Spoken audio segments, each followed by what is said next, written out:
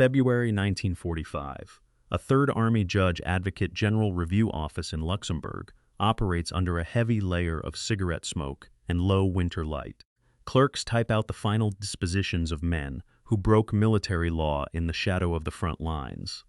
The room remains quiet until a young officer finds two folders that should be identical but carry entirely different outcomes. A black soldier faces a firing squad for a scuffle at a supply depot, while a white soldier receives a minor reprimand for the exact same act. It is a stark disparity hidden inside the official paperwork of the American advance. This discovery starts a quiet battle over a death sentence that relies entirely on a man's race. General George S. Patton will soon look at both folders and issue a final verdict that leaves no room for compromise. This is the story of what Patton did when a black soldier got death for the same crime a white soldier got 30 days. Before we continue, make sure you subscribe. We tell the World War II stories that show the cost of a system that sorted men by skin instead of skill. Captain Rachel Stein was 27 years old, born and raised in the crowded neighborhoods of New York City, and served as a junior officer in the Third Army Judge Advocate General Corps. Before the war, she had worked in a small legal practice, learning how to track small details through massive stacks of paper. She left her home and family behind to put her legal training to use for her country, expecting to find clear rules and uniform military justice across the theater of operations. Instead, her assignment to the review office in Luxembourg brought her into contact with the raw reality of institutional bias hidden under official stamps. Her daily work involved reading through endless trial records, tracking the punishments handed down to soldiers behind the lines. Her focus changed completely when she pulled 50 separate court-martial records and uncovered a pattern of sentencing that defied the written code of military law. Colonel Thomas Bledsoe was 50 years old, serving as the senior judge advocate general officer and the primary court-martial review authority for the sector. He grew up in a wealthy family with deep connections, arriving in Europe with a perfectly tailored uniform, custom leather boots, and a polished mahogany desk. He believed completely that maintaining discipline in a conscript army required strict boundaries and harsher punishments for certain groups of men. To him, the military hierarchy was built on tradition rather than equality, and his written records showed that black soldiers consistently received sentences 4 to 10 times harsher than white soldiers for identical infractions. He had just approved an execution order without looking at prior case files, confident that his authority would never be questioned by his subordinates. He considered his decision final, a routine matter of administrative necessity that required no further explanation or review. By February 1945, the Allied armies had pushed deep into the western borderlands of Europe, establishing complex supply hubs across Luxembourg, France, and Belgium to sustain the final drive toward the Rhine. The rapid advance created an immense logistical burden, requiring hundreds of thousands of support troops to manage fuel depots, ammunition dumps, and transport lines directly behind the combat zones.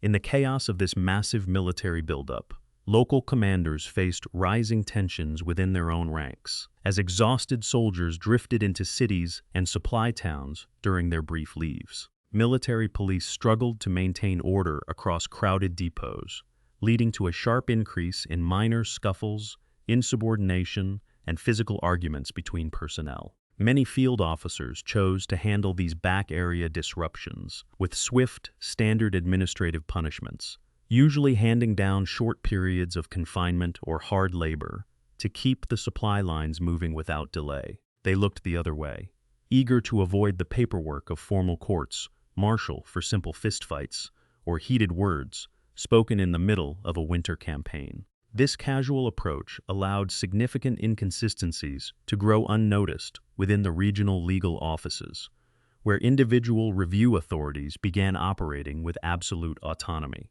The regular checks and balances of the military justice system slowly eroded under the daily pressure of managing a massive, shifting front line.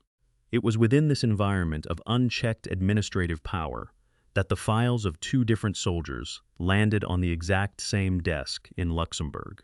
Captain Stein walked into the private office, carrying the two folders under her arm, and stood directly before the large mahogany desk. Colonel Bledsoe did not look up from his paperwork, adjusting his collar while letting his polished boots rest on the bottom edge of the frame. "I have the weekly capital case summaries for your signature, sir," she said. "Leave them in the bin with the others." "Captain," he answered, "there is an issue with the execution order for Private Coulter from the supply depot scuffle," she said. "The case is closed and the sentence has been approved," he said. "I reviewed the precedent files from the past month, Colonel, and found a white soldier who received 30 days for the exact same offense," she said. "The circumstances in the Coulter case were aggravated." "Captain," he said, "the charges, the witnesses, and the physical injuries are identical in both files," she said.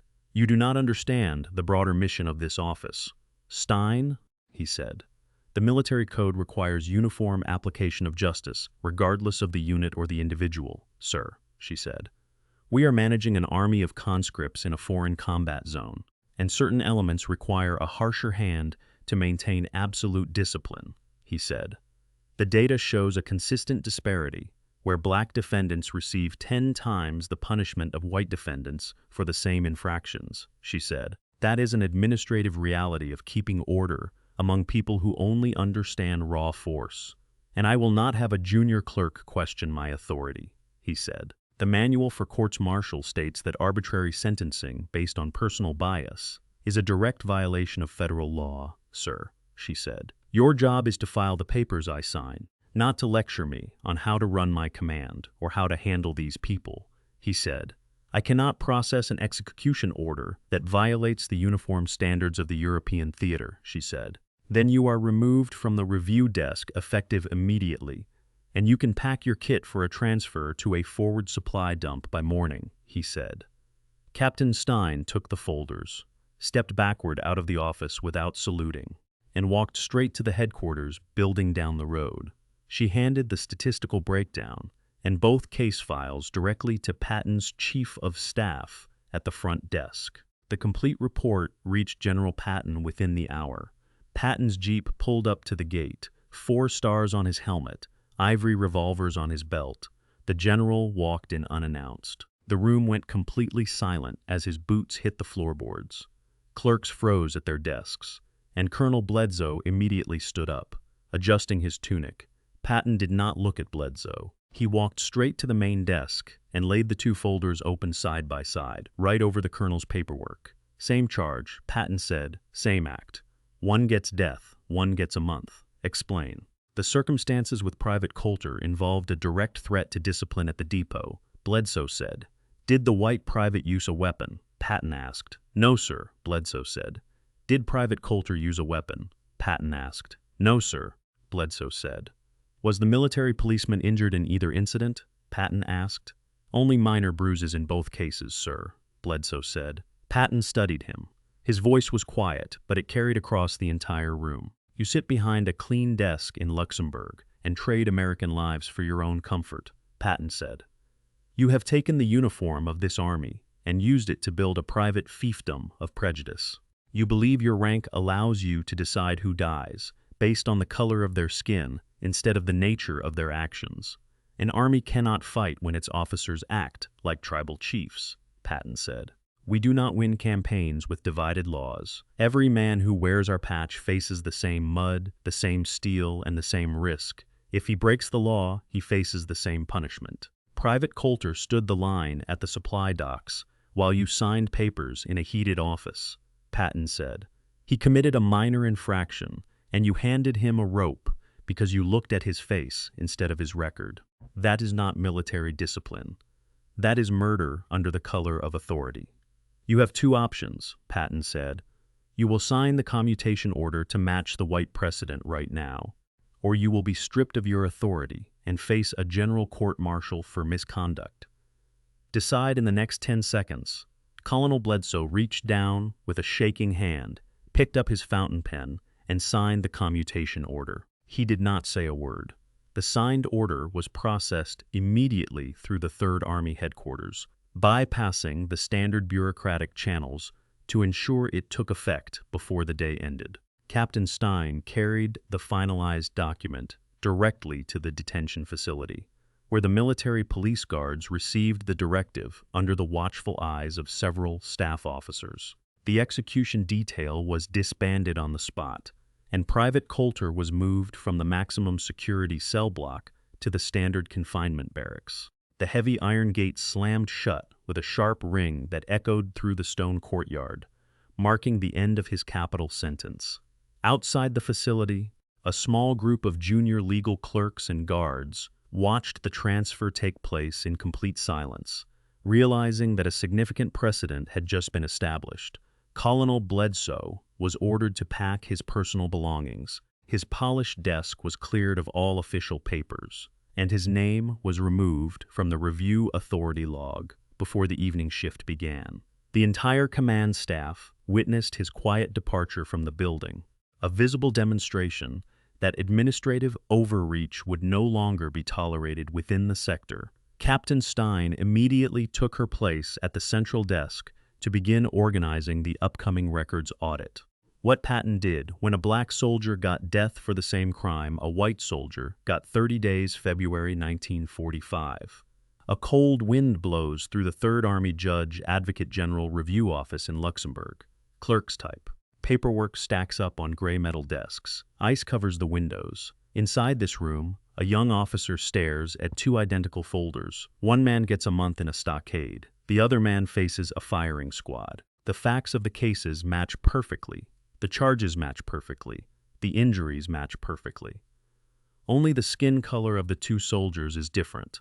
A final signature is all that is required to end a young life. But the review process has just ground to a halt.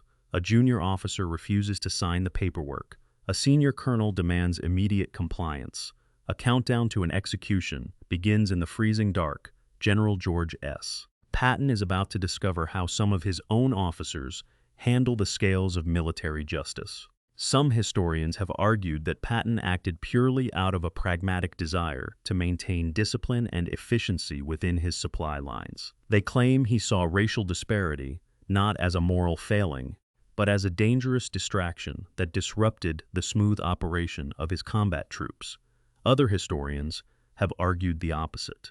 They believe this moment revealed a strict adherence to absolute military fairness, showing a commander who refused to let personal bias or systemic prejudice undermine the integrity of the law. What is certain is that the complete audit of the 3rd Army capital sentences forced a permanent record of accountability, ensuring that the official court-martial files would always preserve the day a pattern of unequal justice was broken. If you had been in Patton's position, would you have done the same? Or would you have simply let the established bureaucracy handle the appeal through standard channels? Let us know in the comments. And if you want more stories about the cost of a system that sorted men by skin instead of skill, make sure to subscribe.